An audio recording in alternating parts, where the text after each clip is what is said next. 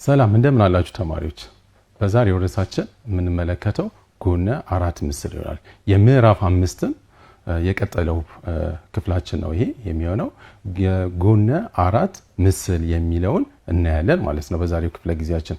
ጥሩ፣ እስቲ በቀጥታ ወደ ጎነ አራት ምስል ከመሄዳችን በፊት ከዚህ በፊት የተከታተልነው ምን ነበር? ጎነ ሶስቶች፣ የጎነ ሶስት ምስሎች አመዳደብን በደንብ ተመልክተን ነበር። እሱን እንከልስና ወደ ዛሬው ክፍለ ጊዜያችን እንገባለን። ጎነ ሶስቶች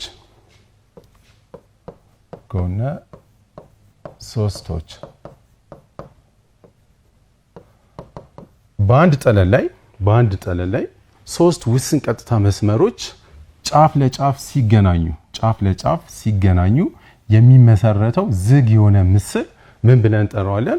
ጎነ ሶስት ምስል ብለን እንጠራዋለን። አሁን ይሄን እንደምታዩት እዚህ ጋር ይሄ ጠለላችን ነው። እዚህ ጠለል ላይ ሶስት ውስን ቀጥታ መስመሮች ጫፍ ለጫፍ ተገናኝተዋል። አንድ ውስን ቀጥታ መስመር፣ ሁለት ሶስት ውስን ቀጥታ መስመሮች አሉን ማለት ነው። እነዚህን ውስን ቀጥታ መስመሮች ጫፍ ላይ ያሉትን ነጥቦች ነጥብ ሀ፣ ነጥብ ለ፣ ነጥብ መ ብለን ብንሰይማቸው ይሄ ጎነ ሶስት ምስል ነው ማለት ነው። ስለዚህ ጎነ ሶስት ምስል ስንት ውስጣዊ አንግሎች አሉት? ሶስት ውስጣዊ አንግሎች ይኖሩታል። እዚህ ጋር እንደምትመለከቱት ሶስት ውስጣዊ አንግሎች አሉት። ሶስት ደግሞ ውስን ቀጥታ መስመሮች ይኖሩናል ማለት ነው። ውስን ቀጥታ መስመር ሀመ፣ ውስን ቀጥታ መስመር ሀለ፣ ውስን ቀጥታ መስመር መለ ብለን መሰየም እንችላለን ማለት ነው። በጣም ጥሩ።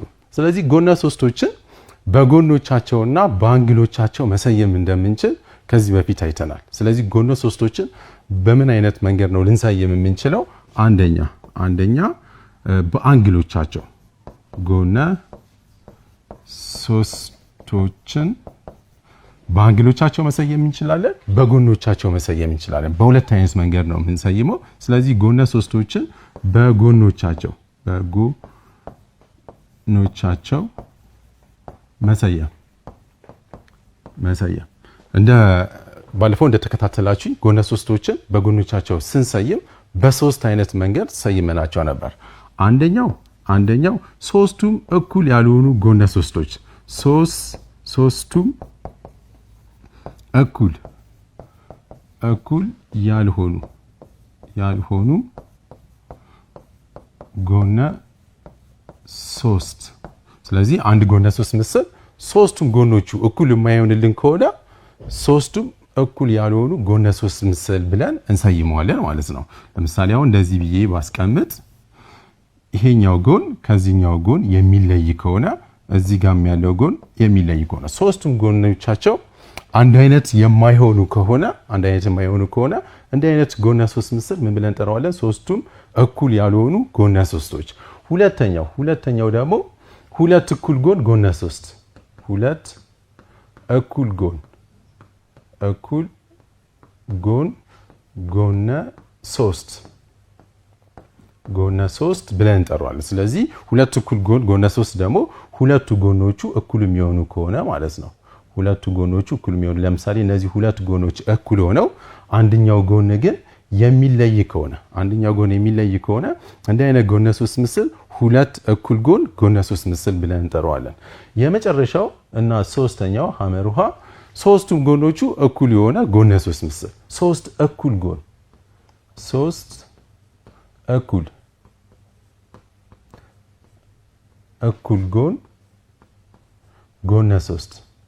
ጎነ ሶስት። ስለዚህ ሶስቱም ጎኖቹ እኩል ሊሆኑ ይችላል ማለት ነው። እና ይሄን ጎነ ሶስት ምስል ምን ብለን እንሰይመዋለን? ሶስት እኩል ጎን ጎነ ሶስት። አሁን ለምሳሌ እዚህ ጋር ያሉት ሶስቱም ጎኖቹ እኩል የሚሆኑ ከሆነ ሶስት እኩል ጎን ጎነ ሶስት ብለን እንሰይመዋለን ማለት ነው። ጥሩ። ይሄ እንግዲህ አሁን ጎነ ሶስቶችን የምንሰይምበት መንገድ በጎኖቻቸው ነው ማለት ነው። ሶስቱም እኩል ያልሆኑ ሁለት እኩል ጎን ጎነ ሶስት እና ሶስቱም ጎኖቹ እኩል የሆኑ ጎነ ሶስት ምስል ማለት ነው። ሁለተኛው የሰየምንበት መንገድ በአንግሎቻቸው ነው። በአንግሎቻቸው ጎነ ሶስቶችን መሰየም እንችላለን። ስለዚህ ጎነ ሶስቶችን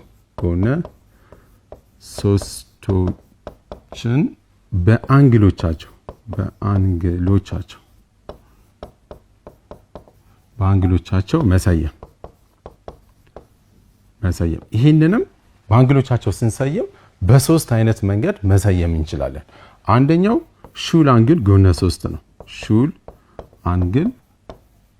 አንግል ጎነ 3 ብለን መሰየም እንችላለን። ሹል አንግል ጎነ 3 ካለን ሶስቱም አንግሎቹ ሹል ሲሆኑ ሶስቱም አንግሎቹ ከ90 ዲግሪ የሚያንሱ ከሆነ ለምሳሌ ይሄን መለያ ነጥብ ሀ ለና መ ብዬ ብሰየመው ሶስቱም አንግሎች አንግል ሀ አንግል ለ እና አንግል መ ከስንት ሲያንሱ ከ90 ዲግሪ ሲያንሱ ከ90 ዲግሪ የሚያንስ ከሆነ ይሄኛውም ከ90 ዲግሪ የሚያንስ ከሆነ እዚህ ጋር ያለው ከ90 ዲግሪ የሚያንስ ከሆነ እንዲህ አይነት ጎነ 3 ምስል ምን ብለን እንጠራዋለን? ሹል አንግል ጎነ 3 ምስል ብለን እንጠራዋለን። ሁለተኛው ደግሞ ይሄን ሀ እንበለው። ሁለተኛው ማዕዘናዊ አንግል ጎነ 3 ነው። ማዕዘናዊ አንግል ጎነ 3 ከሶስቱ አንግሎች አንዱ አንግል 90 ዲግሪ በሚሆንበት ሰዓት ማለት ነው። ልክ እንደዚህ ከሆነ አሁን እዚህ ጋር ይሄን ስትመለከቱት አንደኛው አንግል 90 የሚሆን ከሆነና ሁለቱ አንግሎች ደግሞ ሹል አንግሎች የሚሆኑ ከሆነ እንዲህ አይነት ጎነ 3 ምስል ማዕዘናዊ አንግል ጎነ 3 ምስል ብለን እንጠራዋለን ማለት ነው። የመጨረሻው ዝርጥ አንግል ነው። ዝርጥ አንግል ጎነ 3 እንግዲህ አሁን ዝርጥ አንግል ጎነ 3 ላይ ደግሞ አንደኛው አንግል ከ90 ዲግሪ ሲበልጥ ማለት ነው። አንደኛው አንግል ለምሳሌ ይሄንን መ ብለው ሀ እና ሰ ብንለው ጎነ 3 ምስል ሀ መ ሰ ከሶስቱ አንግሎች አንደኛው አንግል መ ከስንት ሲበልጥ አንግል መ ከ90 ዲግሪ በሚበልጥበት ሰዓት አንግል መ ይበልጣል ከ90 ዲግሪ።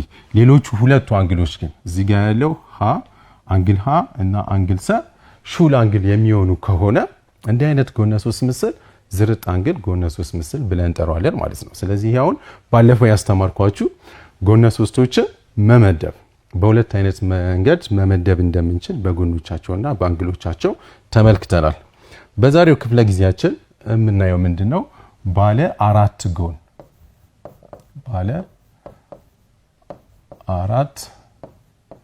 ጎን ምስል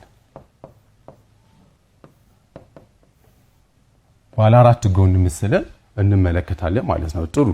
ስለዚህ የዚህ ትምህርት ዋናው ዓላማችን ባለ አራት ጎን ምስል ምን ማለት እንደሆነ ትርጓሜውን እናያለን እና ባለ አራት ጎን ምስል ላይ ደግሞ ልዩ የሆኑ ባለ አራት ጎኖች አሉ፣ ሬክታንግል እና ካሬ። ስለዚህ የሬክታንግል እና የካሬ ባህሪያቶችን እናያለን እንመለከታለን ማለት ነው። ስለዚህ በዛሬው ትምህርታችን ላይ ዋነኛ ዓላማችን የሚሆነው ይሄ ነው ማለት ነው። ባለ አራት ጎኖችን ልዩ የሆኑ ባለ አራት ጎኖችን ሬክታንግልና ካሬን ባህሪያቶችን ማየት። በጣም ጥሩ። ስለዚህ አሁን ባለ አራት ጎን ማለት ምን ማለት ነው? ባለ አራት ጎን ማለት ምን ማለት ነው? በአንድ ጠለል ላይ አራት ውስን ቀጥታ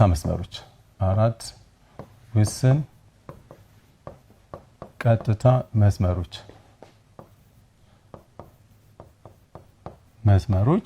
ጫፍ ለጫፍ ሲገናኙ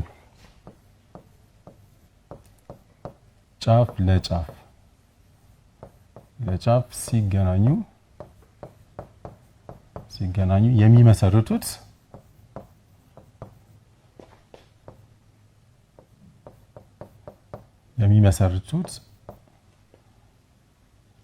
ምስል ጎነ አራት ምስል ይባላል። ጎነ አራት ምስል ይባላል። ስለዚህ ጎነ አራት ምስል ማለት ምን ማለት ነው? አራት ውስን ቀጥታ መስመሮች በአንድ ጠለል ላይ፣ አሁን ይሄ ዋይት ቦርዳችንን ብናየው አንድ ጠለል ነው። እዚህ ጠለል ላይ አራት ውስን ቀጥታ መስመሮች በሚገናኙበት ሰዓት ማለት ነው።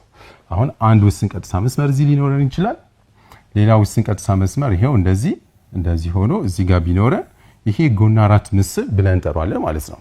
ምክንያቱም አራቱም ውስን ቀጥታ መስመሮች ጫፍ ለጫፍ ተገናኝተዋል። ይሄው እንደምታዩት እዚህ ጋር አንድ መለያ ነጥብ 2 3 4። እዚህ አራት ውስን ቀጥታ መስመሮች ጫፍ ለጫፍ በሚገናኙበት ሰዓት የሚመሰረተው ምስል ምን ብለን እንጠራዋለን? ጎነ አራት ምስል ብለን እንጠራዋለን ማለት ነው። ጥሩ። ስለዚህ ጎነ አራት ምስል ጎነ አራት ምስል አራት መለያ ነጥቦች አሉት።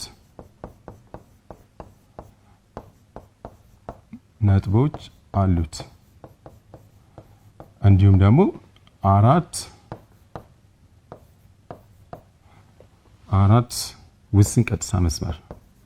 ውስን ቀጥታ መስመር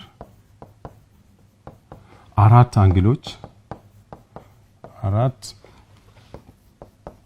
አንግሎች አሉት። ስለዚህ ይህ ጎነ አራት ምስል እንደምታዩት አራት ውስን ቀጥታ መስመሮች አሉት። አሁን ስም ልስጣቸውና እቺ መለያ ነጥብ ሀ ለ መና ሰቢ ቢሰይመው ከዚህ ውስጥ መለያ ነጥቦችን ተናገሩ ብትባሉ ስንት አሉን ማለት ነው? አራት መለያ ነጥቦች አሉን ማለት ነው። መለያ ነጥብ ሀ፣ መለያ ነጥብ ለ፣ መና ሰ።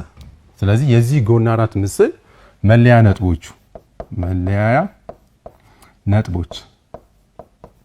ነጥቦች ብዛታቸው ስንት ነው? አራት ናቸው። እነሱም እነማን ናቸው?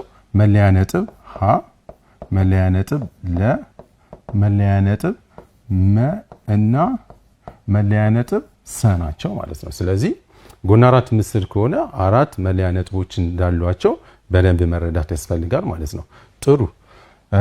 ሌላ ምንድን ያልኳችሁ? ውስን ቀጥታ መስመር። ስንት ውስን ቀጥታ መስመሮች አሉት? አራት ውስን ቀጥታ መስመሮች ጎኖቹ ማለት ነው። የጎነ አራት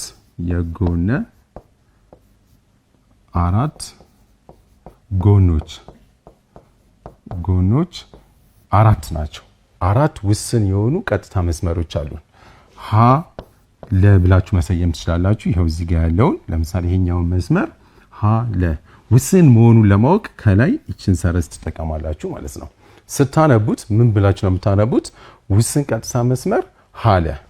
ሌላስ? ውስን ቀጥታ መስመር ለመ፣ ውስን ቀጥታ መስመር መሰ ሰመ ማለት ትችላላችሁ። ቢቀያየር ፊደሎቹ ቢቀያየር ምንም ለውጥ አያመጣም። መሰ እና ሀሰ ብላችሁ አራት ውስን ቀጥታ መስመሮች አሉት ማለት ነው። ጥሩ። ይሄው ጎነ አራት ምስል አራት ውስን ቀጥታ መስመሮች አሉት፣ አራት መለያዎች አሉት፣ እንደገና ደግሞ አራት አንግሎች አሉት። ጎነ አራት ምስሎች ጎነ አራት ምስል አራት አንግሎች አሉት። አራት አንግሎች አሉት። ያው እዛ ጋር ቅድም ነግሬያችኋለሁ። እነማን ናቸው? በሶስት ፊደል ማስቀመጥ ትችላላችሁ። አንድ ፊደልም ተጠቅመን ማስቀመጥ እንችላለን። ለምሳሌ አንግል ሃን ምን ብዬ መጥራት እችላለሁ? አንግል ሰ ሀ ለ ብዬ ማስቀመጥ እችላለሁ። ወይም ደግሞ እቺን የአንግሏን ምልክት ታስቀምጡና ለ ሀ ሰ ማለት ትችላላችሁ። ለ ሀ ሰ ብላችሁ ማስቀመጥ ትችላላችሁ። ይሄ በሶስት ፊደል ስናስቀምጥ ነው። ስለዚህ በሶስት ፊደል ማስቀመጥ እንችላለን፣ ግን እዚህ ጋር በአንድ ፊደልን ብትጠቀሙ ቀላል ያደርግላችኋል ማለት ነው። ስለዚህ ስንት አንግሎች አሉን? አራት አንግሎች። አንግል ሀ፣ አንግል ለ፣ አንግል መ እና አንግል ሰ ብላችሁ በአንድ ፊደልን መጠቀም እንችላለን ማለት ነው። ጥሩ። ስለዚህ አሁን ይሄ ጠቅለል ያለው ነገር ስለ ጎነ አራት ምስል የነገርኳችሁ ነው ማለት ነው። አራት መለያ ነጥቦች፣ አራት ጎኖች እና አራት አንግሎች አሉት ማለት ነው ጎነ አራት ምስል። እሺ፣ ጎነ አራት ምስል ላይ ሁለት ጥንድ የሆኑ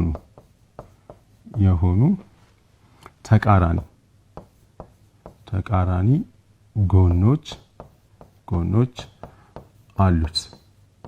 አሁን ከዚህ ምንድነው የምትረዱት? ተቃራኒ የሆኑ ጎኖችን እንድትለዩ ነው ማለት ነው። ስለዚህ ሰመ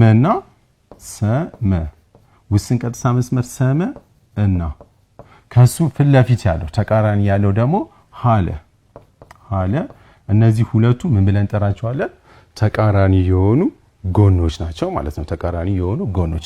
ሌላስ ሰሃ ወይም ደግሞ ሀሰ እና ለመ ውስን ቀጥታ መስመር ለመ እነዚህ እዚህ ጋር የጠቀስኩላችሁ ተቃራኒ የሆኑ ጎኖች ናቸው ማለት ነው። ጥንድ የሆኑ ተቃራኒ ጎኖች። ይሄኛው መስመር ከዚህኛው መስመር፣ እዚህ ጋር ያለው መስመር ከዚህኛው መስመር ጋር ተቃራኒ ጎኖች መሆናቸውን መለየት ነው ማለት ነው። ተቃራኒ የሆኑ መለያ ነጥቦችን ደግሞ የሚያገናኝልን ውስን ቀጥታ መስመር ልዩ ስም እንሰጠዋለን። ምን ብለን እንጠራዋለን? ዲያጎናል ተብሎ ይጠራል። በደንብ አስታውሱ። ምንድን ያልኳችሁ? ተቃራኒ የሆኑ መለያ ነጥቦች። ቅድም እዚህ ጋር ምን ብያቸዋለሁ? መለያ ነጥቦች 4 መለያ ነጥቦች እንዳሉን አስቀምጫለሁ። ሀ ለመና ምን ሰ። ስለዚህ የሀ ተቃራኒው የቱ ጋር ነው ያለው? የመለያ ነጥብ ሀ ተቃራኒ ነጥቧ እዚህ ጋር ነው ያለው።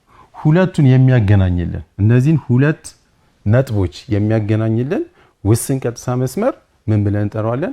ዲያጎናል ተብሎ ይጠራል። ዲያጎናል። ስለዚህ ሁለት ተቃራኒ መለያ ነጥቦችን የሚያገናኝልን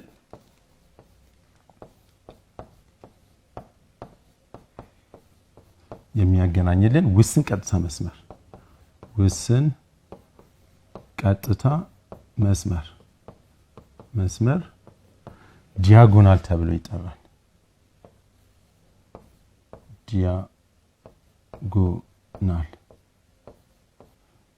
ዲያጎናል ተብሎ ይጠራል። ስለዚህ አሁን በዚህ ምስል ላይ ዲያጎናሎቹ እነማን ናቸው? ያው ከዚህ ጀምሬ እዚህ ጋር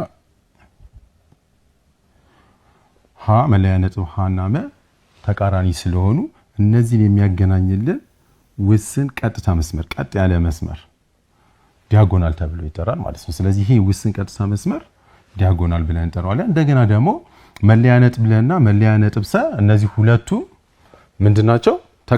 ተቃራኒ ናቸው። እነዚህን ተቃራኒ አሁንም የሚያገናኝልን ውስን ቀጥታ መስመር ዲያጎናል ብለን እንጠራዋለን ማለት ነው።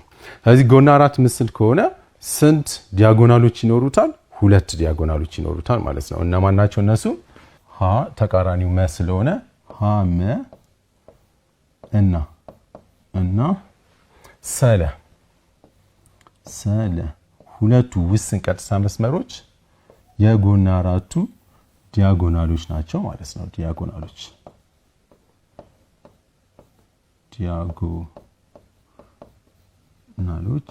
ናቸው። ጥሩ። ስለዚህ አሁን ምን አየን? ዲያጎናል ምን ማለት እንደሆነ ነግሬያችኋለሁ።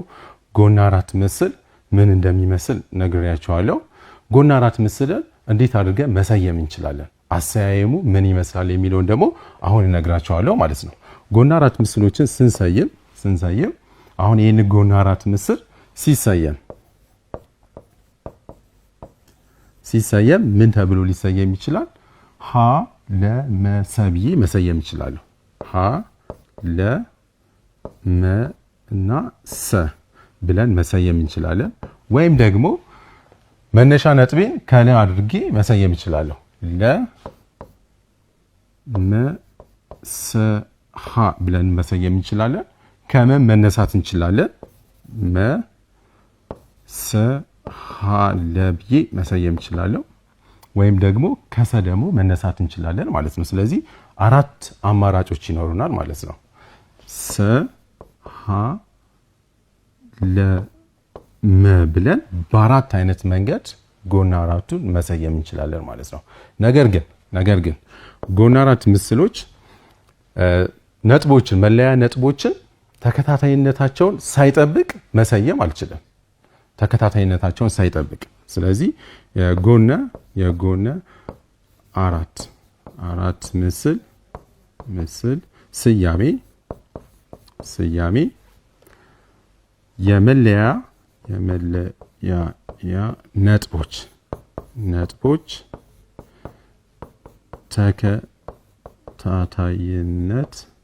ተከታታይነት መኖር አለበት። ስለዚህ መለያ ነጥቦቹ ተከታታይነት ሊኖራቸው ይገባል ማለት ነው። አሁን ለምሳሌ እንዲህ ብዬ መሰየም አልችልም። ምን አድርጌ ሀ መ ለ ሰ ተብሎ ቢሰየም አያችሁት፣ ከሀ ዘልዬ ማጋና የሄድኩት መ ከዛ ለ ከዛ ሰ አድርጌዋለሁ ማለት ነው። ነጥቦቹ ተከታታይ አይደሉም። መለያ ነጥቦቹ ተከታታይ አይደሉም። እንዲህ ተብሎ ጎን አራት ምስል ሊሰየም አይችልም ማለት ነው። ስለዚህ እንዲህ ተብሎ ጎን አራት ምስል አይሰየም። ጎን አራት ምስል አይሰየምም። በጣም ጥሩ። አሁን እዚህ ጋር እንግዲህ ጠቅለል ያለ ነገር ስለ ጎን አራት ምስል አስቀምጬላችኋለሁ። ጎን አራት ምስል ምን ማለት እንደሆነ፣ ጎን አራት ምስሎች መለያ ነጥቦቻቸውን፣ ጎኖቻቸውን፣ አንግሎቻቸውን አሳይቻቸዋለሁ። እንዲሁም ደግሞ በጣም ወሳኝነት ያለው የሁለት ጥንድ የሆኑ ተቃራኒ ጎኖች ምን እንደሚመስሉ እዚህ አሳይቻቸዋለሁ ማለት ነው። ጥሩ። አሁን ጎን አራት ምስል ሆነው ልዩ የሆኑ ጎን አራት ምስሎች አሉ። በባህሪዎቻቸው ልዩ የሆኑ ጎን አራት ምስሎች አሉ። ከዛ ውስጥ መርጠን ሁለቱን ዛሬ እንመለከታለን ማለት ነው። ሬክታንግል እና ካሬን እናያለን።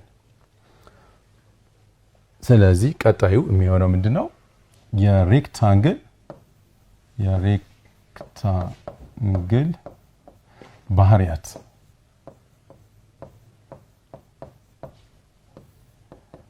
ሬክታንግል ማለት ምን ማለት ነው?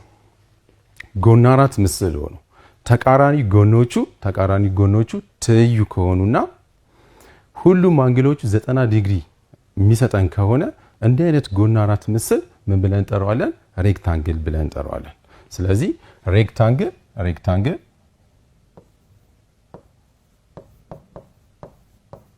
ሬክታንግል ምን ማለት ነው ለሚለው ጎን አራት ምስል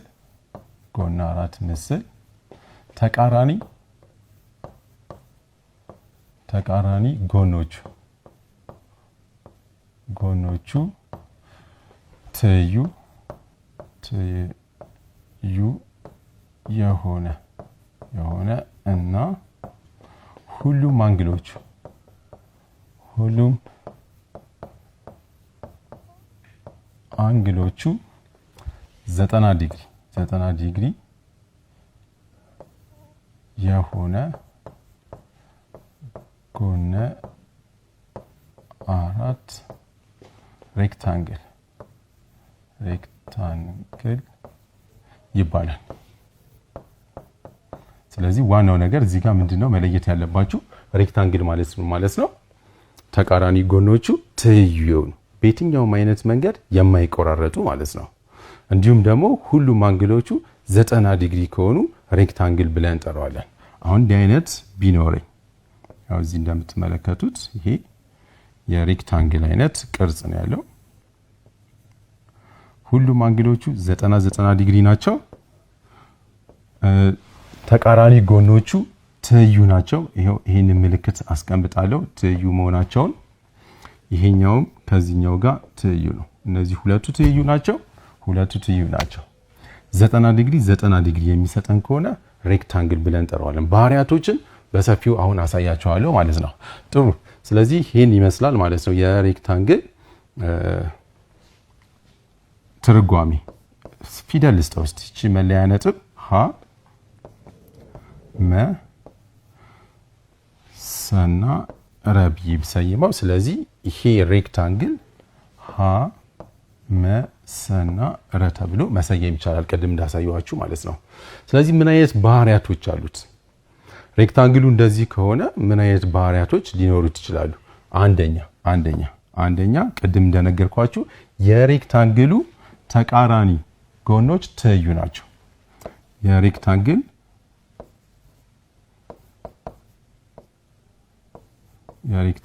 ተቃራኒ ጎኖች ትይዩ ናቸው። ይሄንን በጽሁፍ መጻፍ እንችላለን። ምን አድርገን?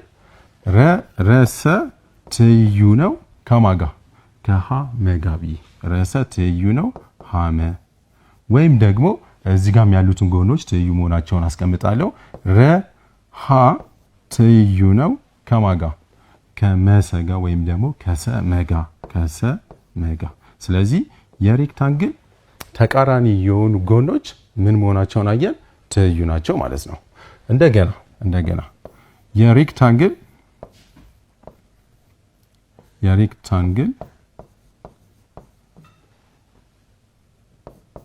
ተቃራኒ ጎኖች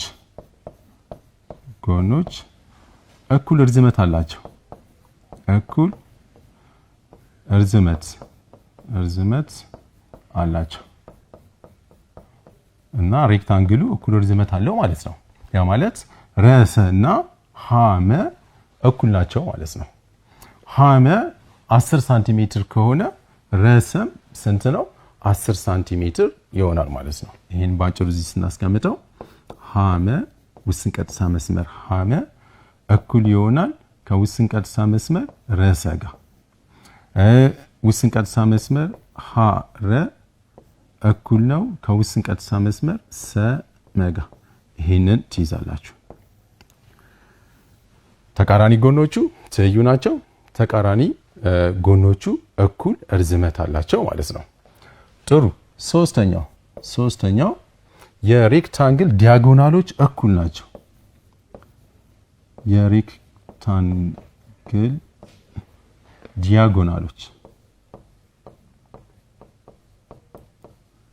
የሬክታንግል ዲያጎናሎች እኩል እርዝመት አላቸው።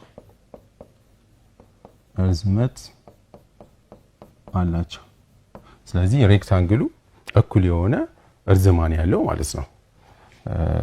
የሬክታንግል ዲያጎናሎች እኩል የሆነ እርዝማኔ ያላቸው። እዚህ ጋር ሁለተኛ ላይ የሬክታንግል ተቃራኒ ጎኖች እኩል መሆናቸውን ነግሬያቸዋለሁ። አሁን ደግሞ ዲያጎናሎቹ እኩል ናቸው ማለት ነው። እነማን ናቸው ዲያጎናሎቹ? ያው እዚህ ጋር እንደምናየው ከዚህ እስከዚህ ድረስ ያለው ርቀት ውስን ቀጥታ መስመር፣ ከዚህ እስከዚህ ድረስ ያለው ውስን ቀጥታ መስመር ሁለቱ እኩል የሆነ እርዝማኔ ያላቸው ማለት ነው። ለምሳሌ ይሄ 15 ሳንቲሜትር ከሆነ እዚህ ጋር ያለው 15 ሳንቲሜትር ይሆናል ማለት ነው እና እኩል ነው የሚኖራቸው እርዝማኔ። ረመ ውስን ቀጥታ መስመር ረመ እኩል ይሆናል ከውስን ቀጥታ መስመር ሃሰጋ ሃሰ። ይሄንን ተወስዳላችሁ። የሬክታንግል ዲያጎናሎቹ እኩል የሆነ እርዝመት አላቸው ማለት ነው። ሌላ አራተኛ የሬክታንግል ሁሉም አንግሎቹ ስንት ናቸው ብያቸዋለሁ? 90 ናቸው። እንደ ባህሪ መውሰድ እንችላለን። የሬክታንግል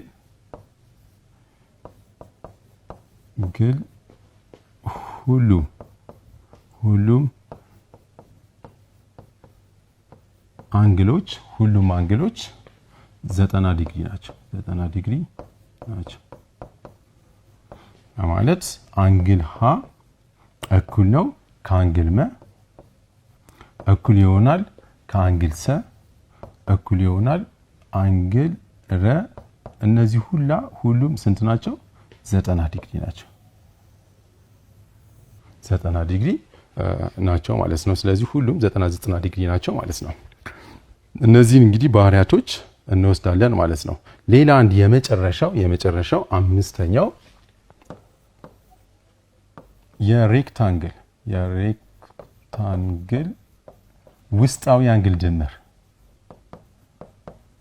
ውስጣዊ አንግል ድምር 360 ዲግሪ ነው። ስለዚህ አራቱንም አንግል በምንደምርበት ሰዓት የምናገኘው ስንት ነው? 360 ዲግሪ ይሆናል ማለት ነው። አንግል ሃ ሲደመር አንግል መ ሲደመር አንግል ሰ ሲደመር አንግል ረ እኩል ይሆናል 360 ዲግሪ። ስለዚህ አሁን እንደዚህ አይነት ጥያቄዎች ምን አይነት ልትጠየቁ ትችላላችሁ? ሶስቱ አንግሎች ተሰጠው አንደኛውን አንግል ፈልጉ ከተባላችሁ እንደዚህ አድርጋችሁ ትደምሩና ሶስቱን ታስገባላችሁ፣ አንዷን ትፈልጋላችሁ ማለት ነው። ለማንኛውም የሬክታንግል ባህሪዎቹን ስለሆነ ያየን ያለ ነው። አራቱንም አንግሎች ስንደምራቸው ድምራቸው ስንት ነው? 360 ዲግሪ መሆናቸውን ይህንን በደንብ ትመለከታላችሁ ማለት ነው። ስለዚህ እነዚህን ይመስላሉ ማለት ነው። ሬክታንግል ምን ማለት ነው? የሬክታንግል ባህሪያቶች እነዚህን ይመስላሉ ማለት ነው። አሁን ቀጥሎ ማሳያችሁ ምንድነው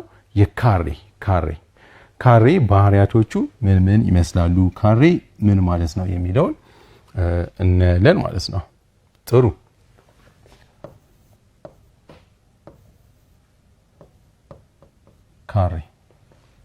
ካሬ እንግዲህ ሬክታንግል ሆኖ በደንብ አስታውሱ፣ ሬክታንግል ሆኖ ጎረቤታማ የሆኑ ጎኖች እኩል የሚሆኑ ከሆነ ልዩ ስም እንሰጠዋለን። ምን ብለን እንጠራዋለን? ካሬ ብለን እንጠራዋለን። ስለዚህ አሁን ቅድም የነገርኳችሁ የሬክታንግል ባህሪያቶች በአጠቃላይ ማን ይይዛል ማለት ነው? ሬክታንግል ይኖረዋል ማለት ነው። የሬክታንግል ባህሪያቶች በአጠቃላይ ካሬ ይይዛል ማለት ነው። ስለዚህ ካሬ የሬክታንግልን ባህሪ ይወስዳል እንደማለት ነው። ስለዚህ አሁን ትርጓሜ ምንድነው? ካሬ ካልን የሬክታንግል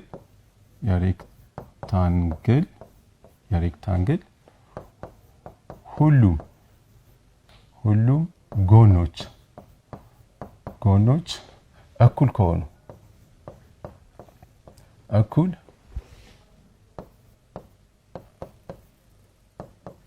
እኩል ከሆነ ካሬ ብለን እንጠራዋለን።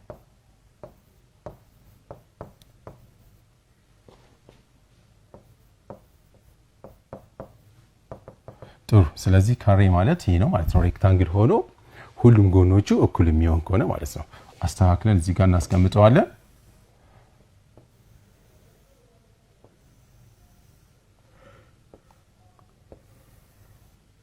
እናንተ ቤት ስትሰሩ ማስመሪያ እየተጠቀማችሁ ሁሉም ጎኖቹ እኩል መሆናቸውን ማረጋገጥ አለባችሁ ማለት ነው። አሁን ይሄን ስንመለከተው ሁሉም ጎኖቹ እኩል ናቸው። ይሄኛው ጎን ከዚህኛው ጎን እኩል የሚሆን ከሆነና ሁሉም አንግሎቹ ደግሞ ስንት የሚሆኑ ከሆነ 90 ዲግሪ የሚሰጠን ከሆነ ምን ብለን እንጠራዋለን? ካሬ ብለን እንጠራዋለን ማለት ነው። ጥሩ። የካሬ ባህሪያቶቹ ምን ይመስላሉ? ጸባዮቹ፣ ባህሪዎቹ ምንድናቸው? ቅድም የነገርኳችሁ ሬክታንግል ላይ የነገርኳችሁ በአጠቃላይ እዚህ ላይ ማስቀመጥ ትችላላችሁ ማለት ነው። አንደኛ የካሬ ተቃራኒ የሆኑ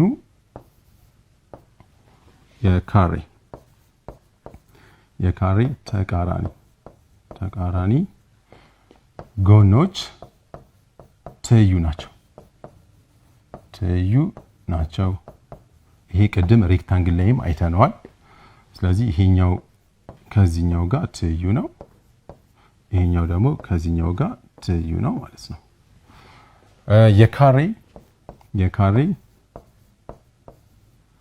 የካሬ ሁሉም ጎኖች እኩል ናቸው።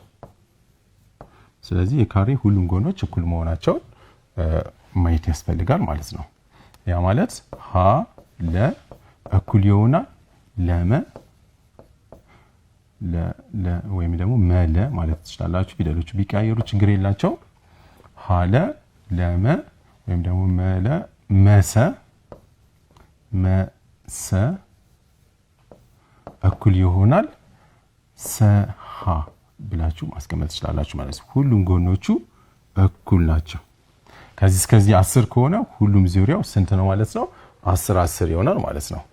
የካሬ ሁሉም አንግሎቹ 90 ዲግሪ ናቸው። ያው እዚህ አስቀምጬላችኋለሁ። ሁሉም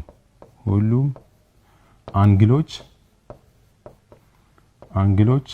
90 ዲግሪ ነው። ሁሉም አንግሎቹ 90 ዲግሪ ናቸው። የካሬ ዲያጎናሎች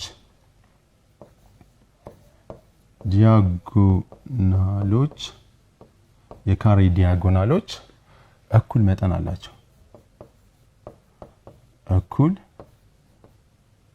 መጠን አላቸው። እንግዲህ አሁን ዲያጎናሎቹ እነማን ናቸው? ያው ከዚህ እስከዚህ ያለው አንዱ ዲያጎናል ነው። ሌላኛው ዲያጎናል ይሄ ነው ማለት ነው። ያ ማለት ሰለ እኩል ይሆናል ሐመ ሐመ ይሄንን እንወስዳለን።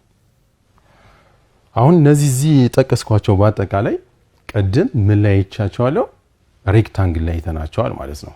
ልዩ የሚያደርገው ደግሞ ከሬክታንግል ልዩ የሚያደርገው የካሬ ሁሉም ጎኖቹ ምን መሆናቸው እኩል መሆናቸውና አንድ ተጨማሪ ደግሞ አሁን እነግራቸዋለሁ። ዲያጎናሎቹ በሚቆራረጡበት ሰዓት 90 ዲግሪ ሰርተው ነው የሚቆራረጡት። ያ ማለት እዚህ ጋር የሚፈጠረው አንግል ስንት ላይ ነው? 90 ዲግሪ። እዚህ ጋር 90 ዲግሪ 90 ዲግሪ ሰርተው ነው ማለት ነው የሚቆራረጡት። ይሄ ልዩ ባህሪው ነው። የካሬ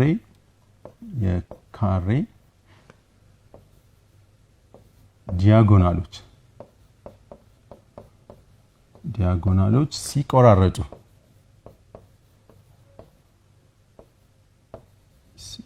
የካሬ ዲያጎናሎች ሲቆራረጡ 90 ዲግሪ ላይ ነው። ሌላ ተጨማሪ እዚህ ጋር ዲያጎናሎቹ በሚሄዱበት ሰዓት ዲያጎናሎችን በምንሰራበት ሰዓት አንግሉን ሁለት እኩል ቦታ ቆርጠውት ነው የሚሄዱት። እዚህ ጋር ስንት ብያችኋለሁ? 90 ዲግሪ ነበር ያልኳችሁ። እዚች ጋር ያለችውን አንግል ፈልጉ ከተባላችሁ ስንት ነች? 45 ዲግሪ ነው የሚሆነው ማለት ነው። ይሄኛውም ስንት ነው የሚሆነው? 45 ዲግሪ። ስለዚህ ዲያጎናሎቹ አንግሎቹን ሁለት እኩል ቦታ ገምሰውት ነው የሚሄዱት። እንደገና ደግሞ ዲያጎናሎቹ በሚቆራረጡበት ሰዓት 90 ዲግሪ ላይ ነው የሚሰሩት ማለት ነው። በጣም ጥሩ። ስለዚህ እነዚህ የካሬ ባህሪያቶች ናቸው ማለት ነው። የካሬ ባህሪያቶች ካሬ ምን ማለት እንደሆነ የካሬ ባህሪያቶች ይሄን ይመስላል ማለት ነው። አሁን ቀጥሎ ምን አሳያችኋለሁ? እንዴት አድርገን ሬክታንግልንና ካሬን መንደፍ እንችላለን የሚለውን በአንድ ምሳሌ አሳያችኋለሁ። ካሬን እንዴት መንደፍ እንደምንችል ወይም ደግሞ ሬክታንግልን እንዴት መንደፍ እንደምንችል እሱን በአንድ ምሳሌ እናያለን ማለት ነው። የሬክታንግል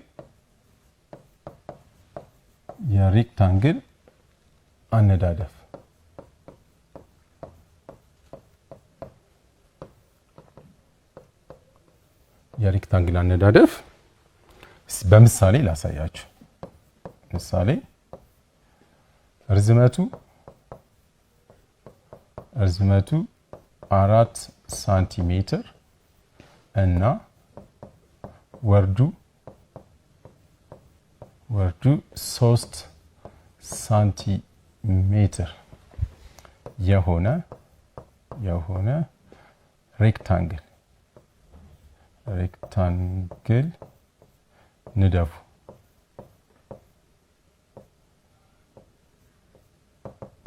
እሺ ጥሩ።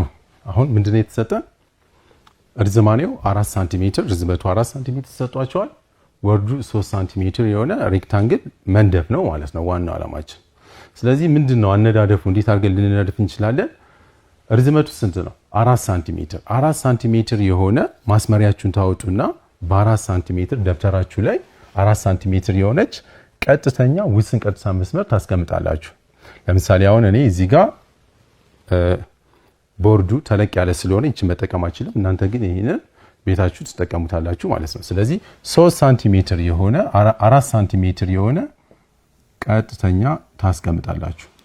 ከዛ መነሻ ነጥባችንን ሀ መረሻ ነጥቡን ደግሞ ለ ብላችሁ ትሰይሙታላችሁ ማለት ነው። ስለዚህ የመጀመሪያው ደረጃችን ይሄ ነው ማለት ነው። መነሻ ነጥቡ ሀ የሆነ መረሻ ነጥቡ ለ የሆነ ውስን ቀጥታ መስመር ማስመር። ግን ያ ውስን ቀጥታ መስመር ስንት ነው? 4 ሳንቲሜትር ነው። ስለዚህ 4 ሳንቲሜትር አስቀምጣለሁ ማለት ነው። ቀጥሎ ምንድነው የምጠቀመው? ከመነሻ ነጥብ ሀ ቋሚ የሆነ መስመር ማስመር። ግን ቋሚ የሆነ መስመር ስናሰምር ስንት ሳንቲሜትር የሆነ 3 ሳንቲሜትር፣ ምክንያቱም የታዘዝነው በ3 ሳንቲሜትር ስለሆነ ማለት ነው። ስለዚህ እዚህ ጋር ፕሮትራክተራችሁን ታወጡና ደግሞ የፕሮትራክተራችሁ መነሻ ነጥብ 0 ላይ ታደርጉና 90 ዲግሪ የሚሰራ ቋሚ መሆኑን ማረጋገጥ አለባችሁ ማለት ነው። ስለዚህ አሁን እዚህ ጋር ቋሚ ነው። ይሄ እንደምታዩት እዚህ ጋር እንዲቻርጌ ቀጥ አድርጌ አሰምራለሁ ማለት ነው። እዚች ጋር ያለችውን አንግል ስንለካት ስንት ነው መሆን ያለበት? 90 ዲግሪ ነው መሆን ያለበት።